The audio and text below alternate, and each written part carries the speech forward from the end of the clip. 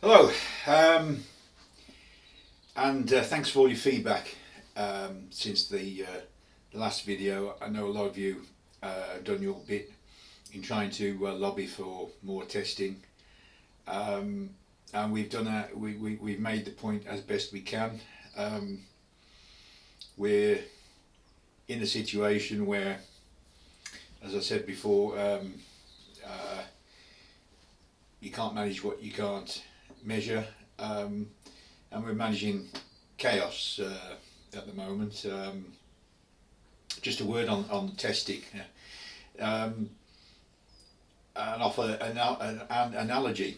If you remember the Titanic, um, it was women and children into the lifeboats, and basically everybody else, every man for himself. And with coronavirus, it's the rich and famous get tested, and everybody else, you know, it's every man for himself and do the best that you can. Incidentally, I'm a fan of Tom Hanks. He supports my football team, and I hope he makes a full recovery along with Idris Elba, football stars and basketball stars, and all the rest. The only thing I'd say on that is when Tom Hanks is a doctor fighting this epidemic in a Hollywood blockbuster. After this is all over, I hope that they will consider making a substantial donation to the charities that will be looking after the families of the bereaved from coronavirus all over the world. But anyway, moving on, I thought I'd make another video to perhaps give you an update and give you some insight into how it's impacted on us. So as if you are confronted with it, at least you know perhaps to some extent what's coming. My wife's in day 9, and today is the first day that she's experienced some relief from the symptoms. In fact, she was able to have a walk on the patio. 9 days. So it's been a rough 9 days. As I said last time, she does have underlying health conditions, which clearly exacerbates the situation. Last Wednesday I contracted it, again undiagnosed, but all the symptoms, including, by the way, one that doesn't get a lot of mention, that is you lose a sense of smell and taste.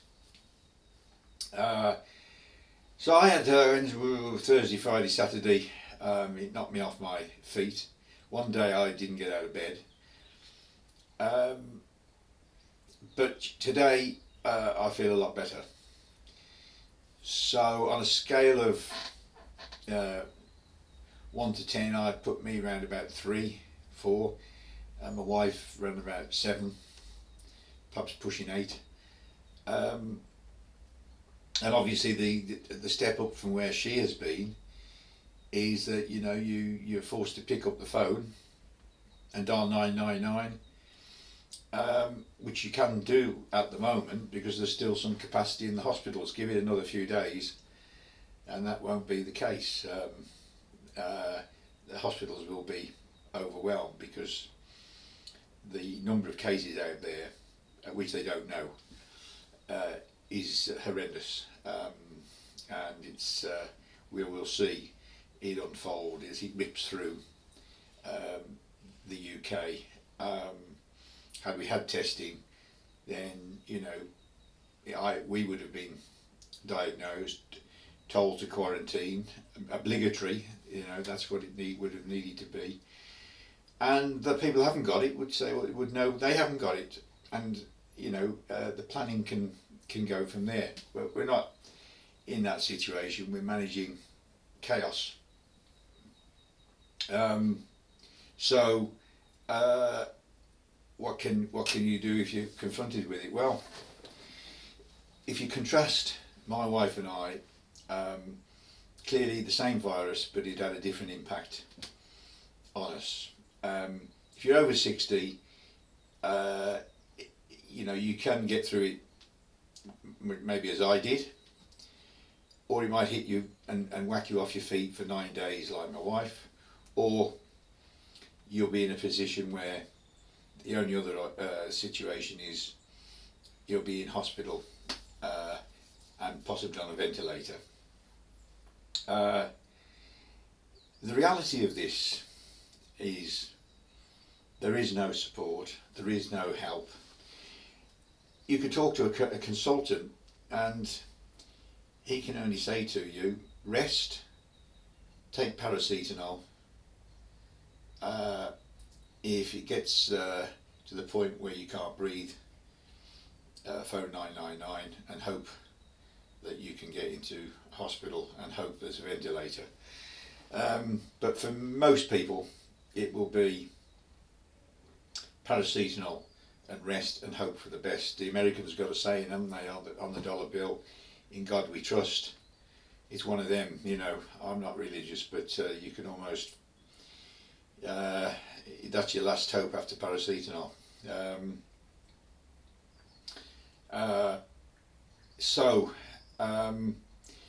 The other message to get over is that a lot of people are taking this seriously, but a lot aren't. And it's, you know, the young ones they see it as an elderly person's disease, which it is to some extent, although, as I've said, over 60 and it whacks you. But what they maybe should reflect on is they're the ones that are going to have to take us to the hospitals, possibly, try and get us in, have the stress of us in hospital, wherever, at home, quarantine, not able to communicate or see us, and trying to manage that with the anxiety that goes with it. So when you think of it that way, it's worth observing the social distancing because it will make a difference. And unfortunately, many are observing it, but many aren't. And you know, there's lots of examples of grandchildren turning up. Hello, Mum, I'm keeping 2 meters away. Here's your flowers and your card. 2 meters away. You know, get a life. You don't even want to be 5-10 meters close to somebody who's got this. It's very virulent. It's very contagious, and it's going to kill a lot of people. The other thought I'd perhaps make is that, having been through it 9 days, and my wife was pretty bad. I had the phone in my hand a couple of times thinking, you know, should I make the call? The other thing that the brain does to you in circumstances like this, and you can't help it. I mean, we were in separate rooms. I was going in just to make sure she was still breathing. And you have these horrific thoughts, like the brain says to you, well, if something happens here, what are you going to say to the children? Mum's no longer with us. This is sobering stuff. It really is sobering stuff. And alongside the measures that we have to take, well, it's cheap at half the price, you know, and the country will end up in lockdown because unfortunately that's what's going to happen. And it's, I would say, virtually unavoidable. So that's an update. That's my thoughts from the front. Oh, one other thing is on the hoarding. If you get this, or if you're fortunate enough to get it, the last thing that will be on your mind is food, because you have no appetite. I've lost 5 pounds, my wife's lost 3 pounds. The only thing you will want is paracetamol, and luckily we had enough. We could have done with a bit more, but try as we may, people try to help us out. We couldn't get any from the shops, so we've had it donated from friends. But that's about the only thing you're going to need from the shops. if you end up with this. And the 30-somethings will be saying, can we Amazon you anything? Well, no, maybe paracetamol, but you can't get that on Amazon now, it's sold out. It's lonely, you're on your own, and it's paracetamol, rest, or a ventilator, and in God we trust. That's basically as best I can sum it up. So keep your distance, try and stay safe, and let's hope we come out of this in the not too distant future. Cheerio.